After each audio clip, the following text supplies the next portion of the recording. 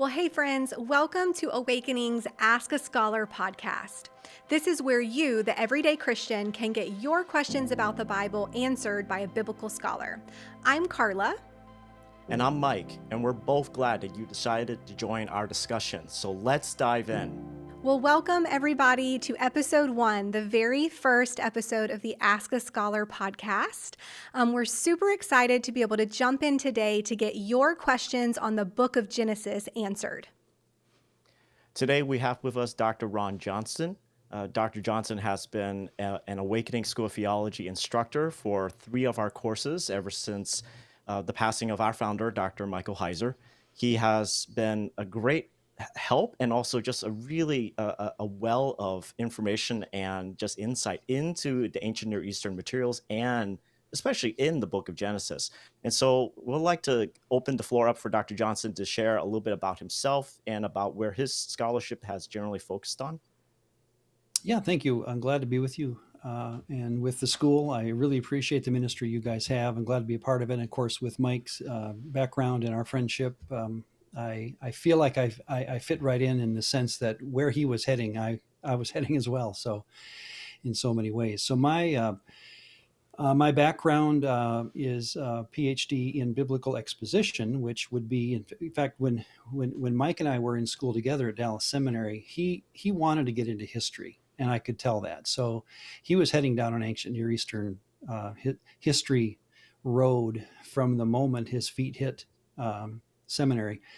And so when he got a financial aid package that was really good to the University of Pennsylvania, he jumped at it, which I'm glad he did. Even though I had to miss him, he had to leave Dallas. But that's his story. He headed up to, he left Dallas Seminary and went up to get a ancient Near Eastern degree, which really, spurred his career in the right direction. So I stayed at Dallas and I got a biblical exposition degree, which is really just a broad every book of the Bible, every paragraph of the New Testament, kind of a program where you're expected to walk your way around. By the time you're done, your oral exam includes having to basically walk through the Bible in any way. So they would say, and by the way, I was always amazed at the other programs more than my own. Like New Testament, you had to spot read any Greek passage. Old Testament, same thing in the in Hebrew.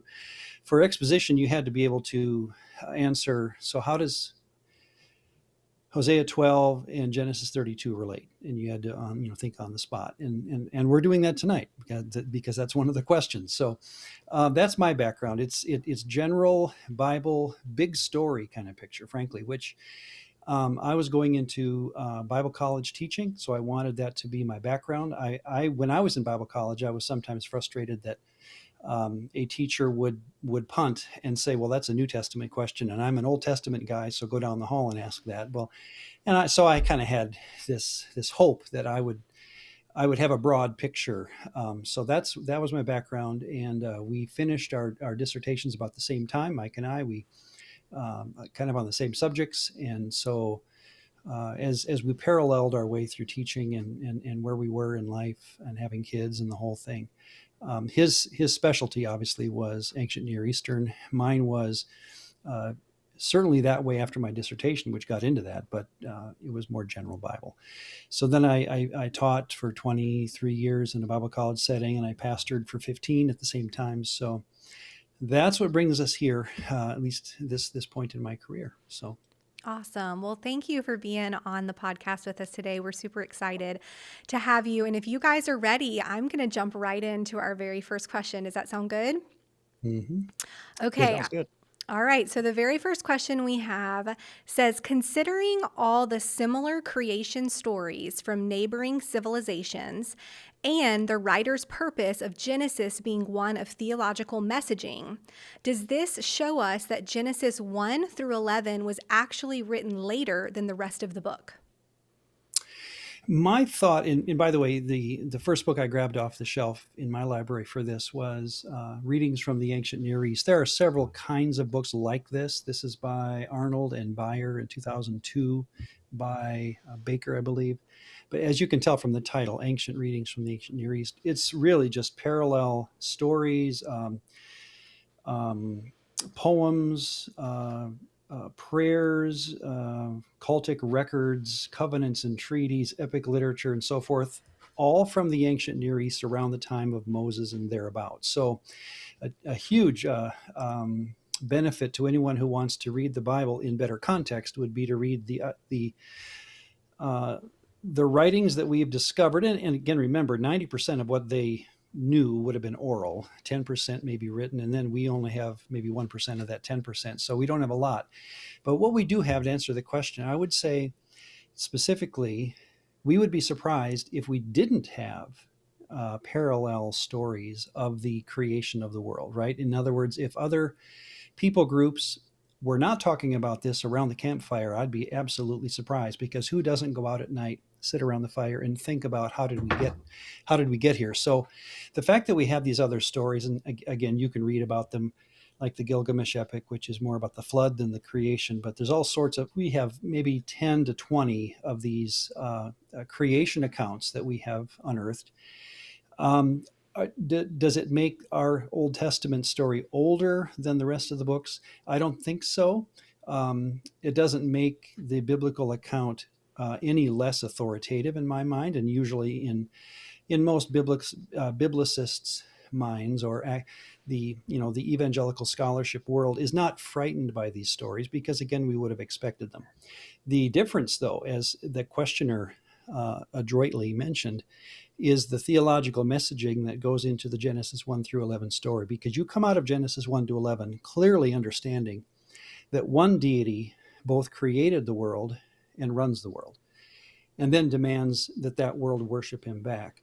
What you have in these stories, and I read through several of them last night just getting ready for today, and I was again hit by the idea of gods not getting along, fighting, creating man so that man could serve him, and that kind of thing. So it's very different. So when it comes to theological messaging of these ancient Near Eastern stories, it's quite different in flavor from from Genesis 1 through 11, and certainly different in the messaging of which God runs the world and which God created the world. So, Mike, any thoughts in response to that?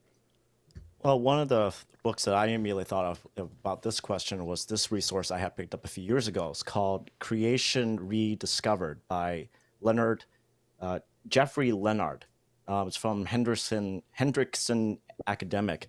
And the great thing about this particular resource, I was able to use this for one of my last Hebrew exegetical papers. And it essentially goes through all of the known ancient Near Eastern texts that we do have so far that have been translated. So that would include such things as the Gilgamesh tale, but also the Enuma Elish, the Baal Mm-hmm. cycle, and several other sources that are talking essentially about all of the primordial creation accounts, all of the fantastical creatures like Leviathan or Behemoth and their origins and other culture stories. And one of the things that I had a conversation with a friend last week about Genesis 1 to 11. And I think for a lot of the evangelical scholarship, we're not really kind of thrown off. And I would agree with you, Ron, that it would be really strange to find the Bible having stories that don't have any sort of resemblance or even a passing semblance to any of the other ancient Near Eastern tales around them, because they're not isolated. They're not xenophobic at that time. They were actually allowing trade and people to interact with one another. And so there would be this kind of like shared general understanding of how the universe or how the cosmos works. The difference, though, that I find is that the Israelites in particular, they had a very particular spin and sort of messaging agenda that they had. And you could see that in Genesis 1 to 11. Mm-hmm.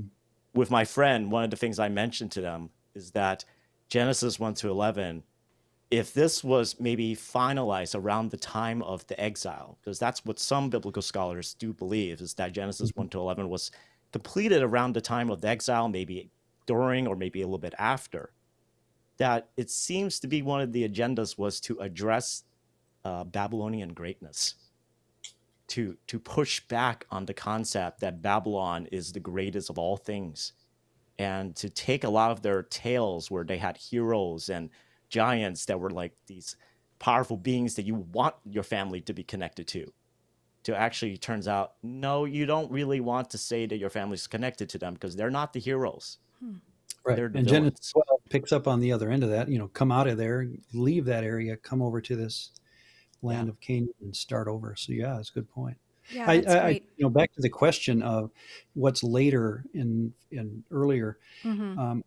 I'm of the opinion, and I think most evangelicals are, that the Torah was penned initially by Moses, but hands got involved. Editorial hands are clearly there, putting in city names and things like that. So, was it available to other redactors? Certainly, but yeah, the thank you, Mike. Yeah, the messaging is clearly Yahweh's preeminence over the creation by the time you're done. So. Awesome. That's great. Okay, so question number 2 says, is there a gap between Genesis 1:1 and Genesis 1:2? And does Genesis 1:2 refer to the physical condition of the earth, or is it a statement of non-order? In Genesis 1:1 through 2, it states, in the beginning, God created the heavens and the earth. The earth was without form and void, and darkness was over the face of the deep, and the Spirit of God was hovering over the face of the waters. So let's talk a little bit about that. There is, and maybe the questioner is asking what's historically called the gap theory, and that is that between Genesis 1:1 and Genesis 1:2, there is some kind of a satanic or divine rebellion, where verse 1 then would be that God created this perfect universe, or at least good universe, and then verse 2, the earth became. In other words, there's that verb choice, was without form or became without form, and that's where some of the fighting goes on. And both are allowable, I guess you could say, by verbal exegesis. But this is popularized in the 19th century as an idea to get, because again, think of where Darwin falls into this, and theistic evolution starts to challenge the idea of a young Earth. And so some people, again, to get an old Earth, would posit this idea that God created, verse 1, a good universe and then good Earth, and then over time, there's a huge gap of time that this earth falls apart because of a divine rebellion. And then you have the rest of the story of creation at really a later stage, even thousands of years ago kind of a stage. So that had become known as the gap theory. I remember learning about it in school. And you can still read about it. I have a book here, The Message of Creation by Derek Tidball. It's a little older book, but he goes through, again, just look up the word gap theory, and it wouldn't be hard to study it. In his last point, when I look at the recommendation, is there's little support elsewhere in the Bible that the fall of Satan had a ruinous effect. That's his last thought. And I've always thought of it that way too, that we can surmise like this and say, maybe this, maybe that. But the biblical record, as you start paging through the whole thing, can you find evidence that there was a satanic rebellion between 1 and 2, Genesis 1:1 and Genesis 1:2? And I don't see one. So my recommendation, again, for what it's worth, this is just me, would be no, there doesn't seem to be a gap of time. So what do you think, Mike? I would agree. I personally don't see that there is a gap through here, mainly because, I mean, Ron, you can verify this too, because I'm trying to also make sure I keep up with my Hebrew. But the beginning of Genesis 1:1 typically traditionally is translated as in the beginning. But Mhm. one of the other ways that it can be translated is when God began to create. Right. And I think Mike was Yeah, even there, wasn't he? Mike Heiser? I yeah, think I he was think more. Dr. Heiser was in Yeah. that kind of same idea. And actually, the funny thing is, a lot of my Hebrew professors would acknowledge that the second option is probably the better option to Mm. translate, but the weight of tradition really is very powerful. That momentum of always translating it as in the beginning, so Mhm. as though it's the first verse, sort of proper first verse, Yeah. versus when you think of the second way of when God began to create, it's really just more of the narrator or the author is simply saying, here's the setup. And the very moment of creation doesn't begin until actually verse 2. So Right. in my mind, if that is where the text should go in the translation, then there wouldn't even be necessarily even a gap, because there would be no gap at all, because verse 1 Mm. is not even talking about a start of creation. It's just a setup of, like once upon a time, or when God decided to finally create. Hmm. It's a setup sentence almost. Yeah, that's good. One of the themes tonight will be traditional ways of understanding the text, and our Bibles, letting the tradition kind of read how we've read it before. So, yeah, Yeah. thank you. Awesome. Okay, well, let's hit one more question before our short midpoint break. So the next question says in Genesis 1:3, it reads, "And God said, 'Let there be light,' and there was light." And then in verse 5, it says, "God called the light day, and the darkness he called night. And there was evening, and there was morning the first day." But the person asks, but then in Genesis 1:14 through 19, it talks about where God creates the sun, the moon, and the stars. So the question is, if the sun wasn't created until verse 14, what was the original light that's talked about in Genesis 1:3? And is it that light that determines the day instead of the sun that we typically think of that determines the day? How do we get light without the sun? That's really been the traditional question here. On day 3 or day 1, we get light. On day 4, we Right. get sun. So this is quoting from John Walton's book called The Lost World of Adam and Eve. Very, again, helpful book to at least make you think. That's what Walton does. God, and here's his argument, and I think it's very well said. God does not call the light light. He calls the light day, and the darkness he calls night. Thus, we can see that the focus is day and night rather than light and darkness. So, day names a period of light, and night names a period of darkness. So, his point is that on day 1, we have a time marker. It's not he doesn't create a material thing, he creates the concept of time, the movement just the movement of the clock in just kind of mental form. And so he's not creating anything physical in that day. He's just creating the concept of time. Time orders our existence. It is a function, not a material object, says Walton. On day 1, God creates a day and night. That is time. So then, of course, on day 4, he would create the items that give us the light. But yeah, that's his argument, is that day 1 is giving us the concept of time. And so you could read it this way: in the beginning, or let there be the period we call light, and there was light. And that's how he would read it. So That's good. Ron, I would also, if I remember Walton, and I think other scholars have said it differently as well, but the basic idea being is that you got the functions, so light and dark, day and night, and then eventually you have the sun, moon, and stars, that where you take the days of creation where there are essentially what appears to be domains or right. realms that are created, and then you get the second set of days where the governors, or essentially the rulers of those different realms, begin appearing. So if you get the sky and the water, eventually then you get the birds and the fish. You get the sun, moon, and stars ruling the time and the night and day. And so Yeah. it's not necessarily a linear thing. It seems to be almost like a creation of realm and then ruler. Fair enough that in heaven, one of the videos that we're all going to be checking out is watching creation, right? I can't wait to see what see how it actually goes. None of us are scholars in this, I think, but we're all waiting for the day when we can see how these 6 days go. So, Yes, that'll be a great day to be able to see that. Well, let's cut out to a quick break and we'll be right back for more questions.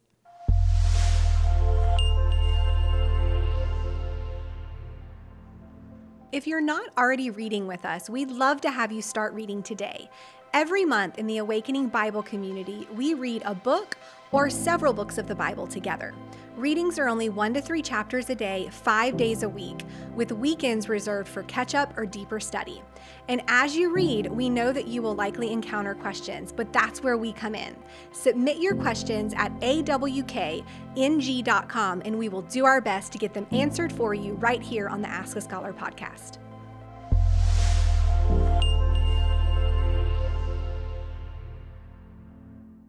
All right, you guys, let's jump back into questions. Our next question says, can you explain what the expanse or firmament is in Genesis 1?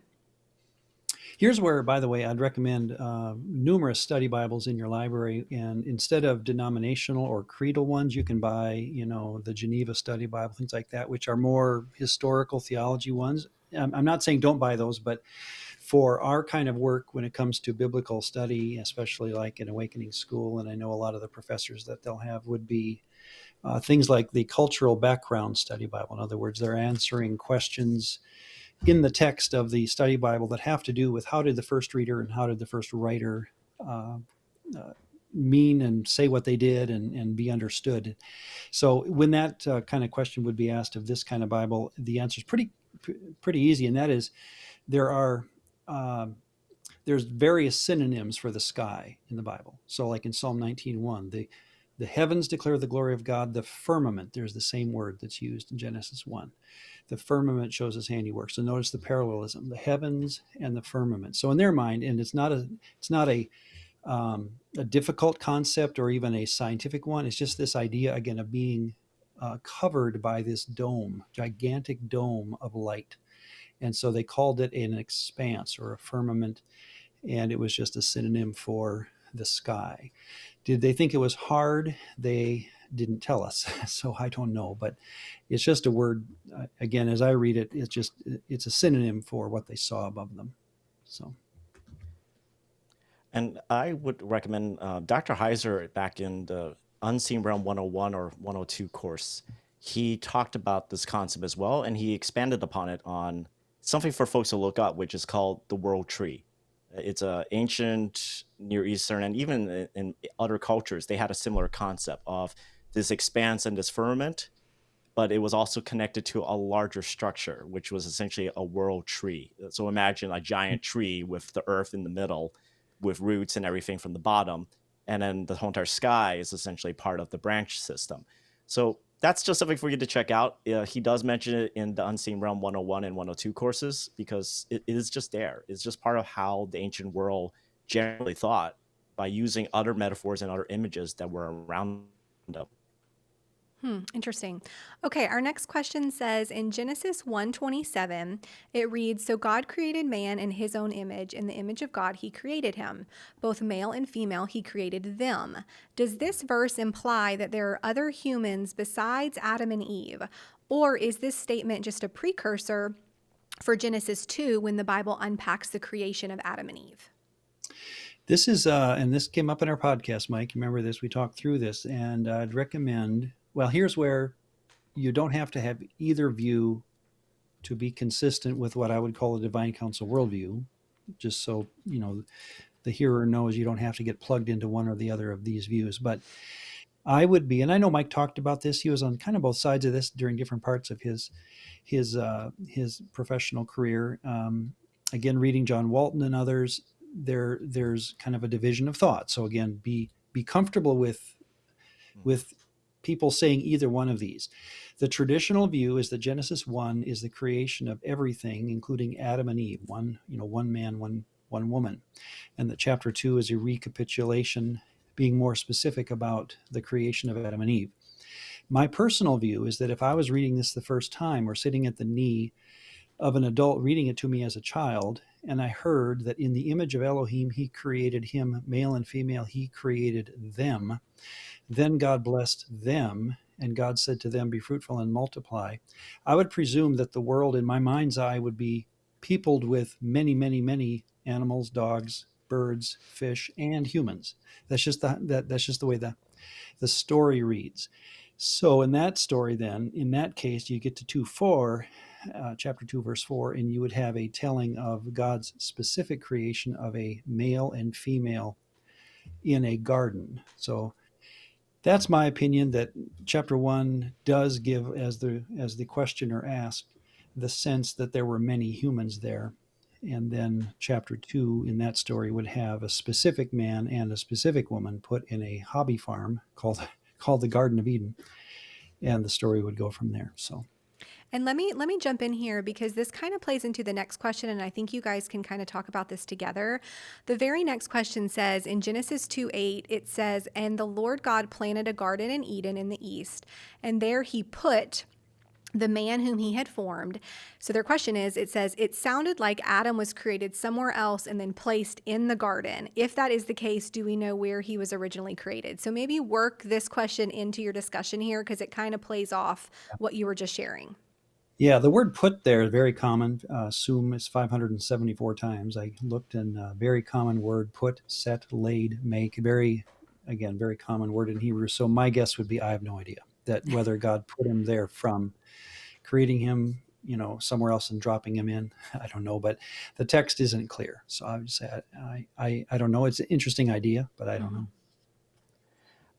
I I think probably land a little bit more closer to, well, it's a little bit of a combination, right? And just like what Ron had mentioned, there is going to be a little bit of sort of different spins on how Genesis 1 and 2 interact, right? Because scholars like Walton, and I know definitely like Tim Mackey, for example, they look at Genesis 1 and 2 that they are two separate stories, but essentially telling the same idea, which is going from chaos to organization. And so Genesis 1, you get primordial darkness, or this primordial sea or water, and eventually you get the whole formation of creation in 7 days.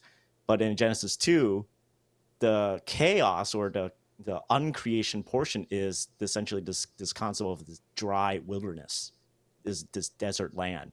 And so then how do you bring order out of that is that you create a garden or a hobby farm, as Mm-hmm. Ron, you would say. And so like there are different ways of looking at it. And I think there has just been a lot of traditions that have been built off of how Genesis 1 and 2 interact.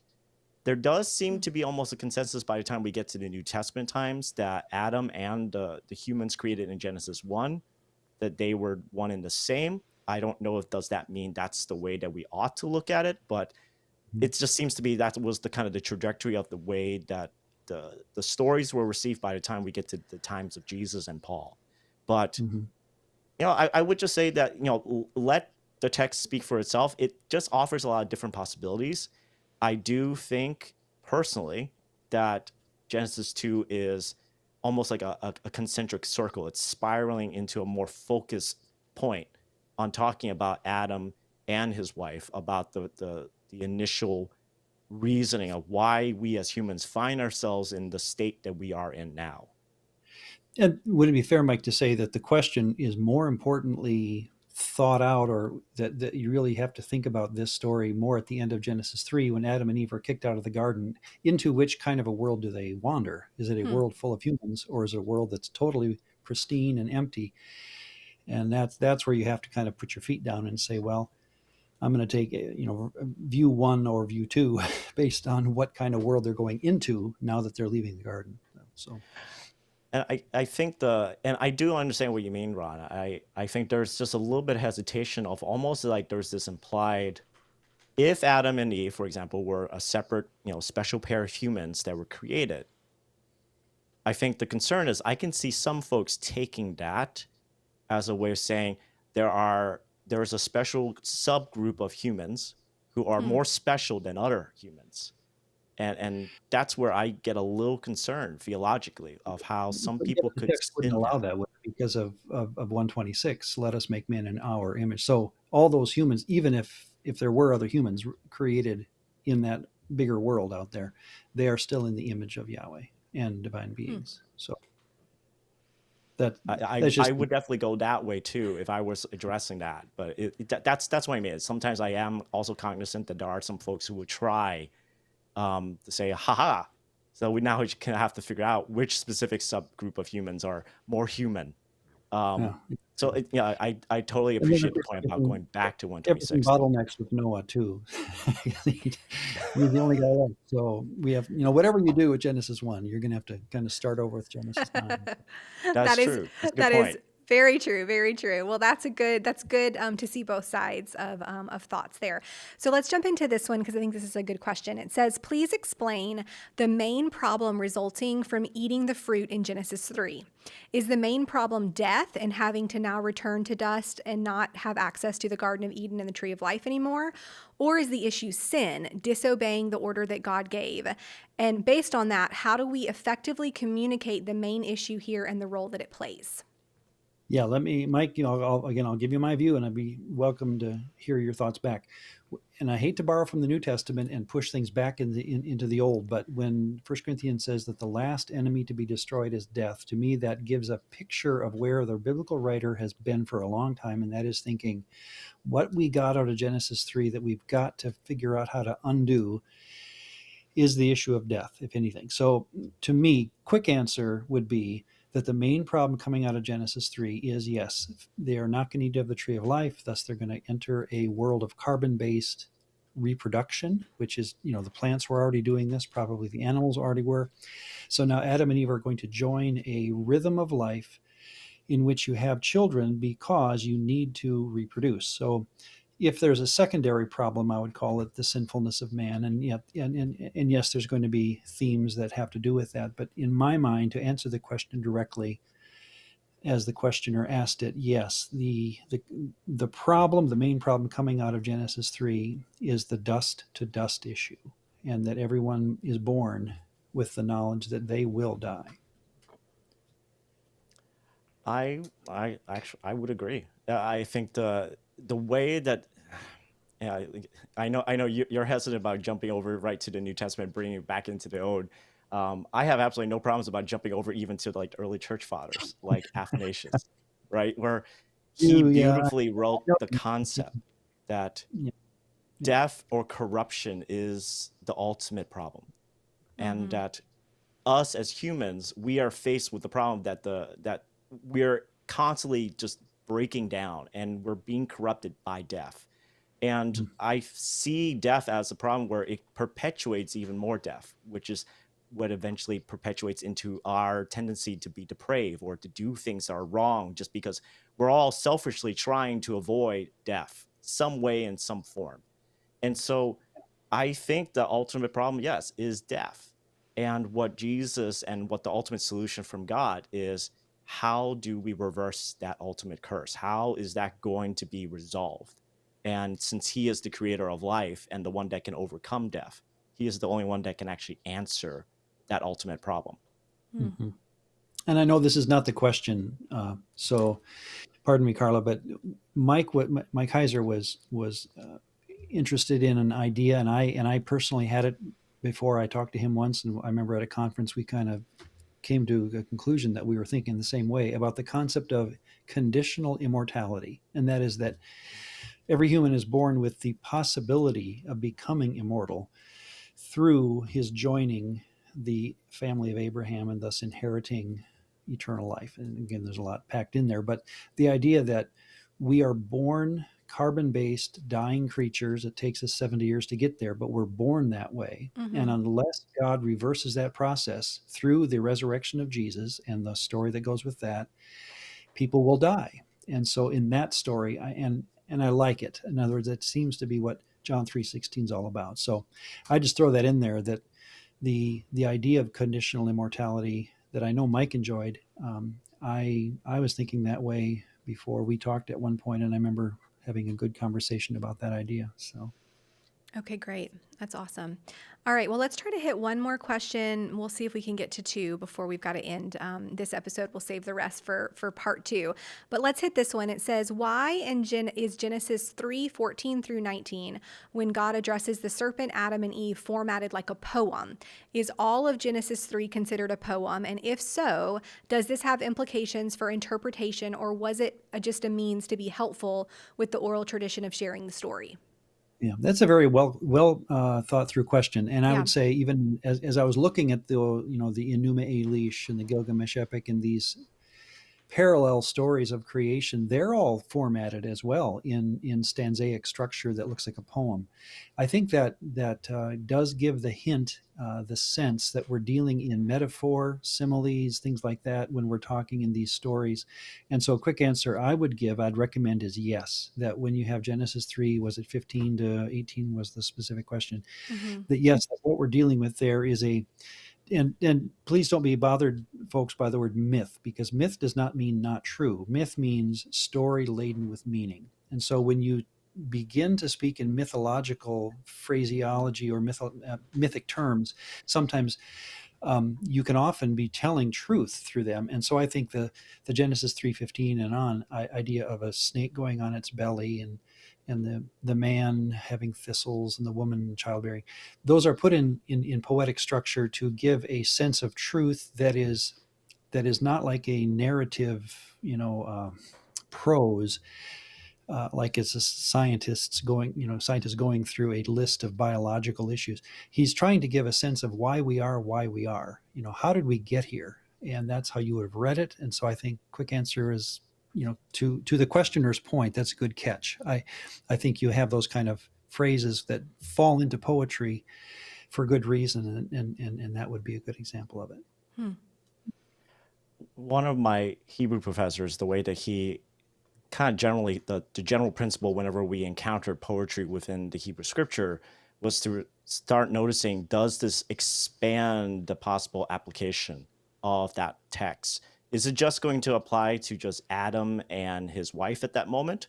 Or is the implication of this poetry saying there's implications for more human beings? Good And point. so one of his general principles was, if you see poetry, it might actually be talking about all of general humanity, that the implications of the poetry has an effect on everyone, not just on Adam and his wife, but on all of us. And poetry ultimately is painting pictures with words, and Beautiful. Yeah. it's supposed to allow us to imagine and, in our mind's eye, start seeing other possibilities and meaning that cannot be always communicated perfectly in prose or um, you know quippy sentences, but it has Mhm. to be done in a way that enlivens your imagination, because then you start realizing the deeper implications and the meaning of this. It just occurred to me, read Judges 4, the story of Jael putting a tent peg through Sisera's head,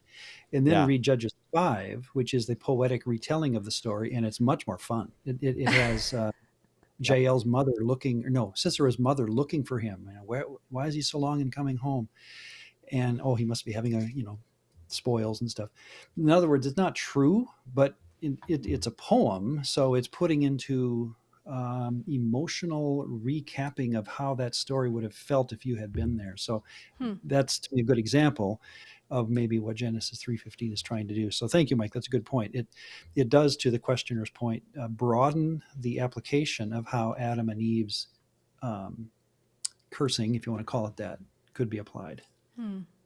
And Ron, to be fair, even the thing you mentioned about about the tent peg and the whole entire poetry of the mother longing, wondering what's happened to her son, it's like it may have been true, but what it ultimately did, that poetry, is like it can start tugging on the heartstrings, especially of all the listeners who are mothers themselves, and wondering like, oh dear, it's like, oh Yep. my, that would totally break my heart. And so it expands also the feeling for everyone who's listening of like, Mhm. how would I feel in this moment when I finally hear the news? Interesting. Well, I want to thank you guys for all your wisdom and answering these questions. We've got several more on the book of Genesis to hit, and so we're going to do that in part 2. But to wrap up this episode, Dr. Johnson, we want to ask you a little fun question so all the listeners can get to know you on a regular level, not just a scholarly level. And so our question to you to end this episode is, what's your favorite way to spend a day off? Reading. I would be to get up in my loft. I have a chair, a light, and a window, and books. And this thought and I wasn't prepared for this question, to be honest, right? You didn't tell me. So, but I just thought of this the other day, and I was reading because Susan had to do something, so I got up there and was reading. And what I'll do, and I have a jar with numbers on it, and those numbers correspond to stacks of my books and which book to grab off my shelf. 13th book off of shelf number 4 of whatever. So it's purely random. And I'll grab a book and I'll say a prayer and I'll say, Lord, why this book now? And I'll just read, and He almost always gives me an answer. Like, thank you, Lord, that I needed that. And most of my books are Bible reference books, but that's how I would spend a day if I had one. Wow, that's awesome. That's inspiring compared to How my days. my kids are out of the house, Carla. So That's awesome. Well, thank you so much for being with us, and we're excited to have you back for part 2 as we dive into more questions on the book of Genesis. If you're enjoying the Ask a Scholar podcast, click follow on your podcast listening app to subscribe. Want to help further our mission? Consider becoming a monthly partner at AWKNG.com and help us make an impact in the lives of others all around the world as we work to make biblical understanding accessible to all with no exceptions. Join us next time as we get more of your Bible questions answered. And don't forget to visit AWKNG.com to engage in all our biblical resources that we offer.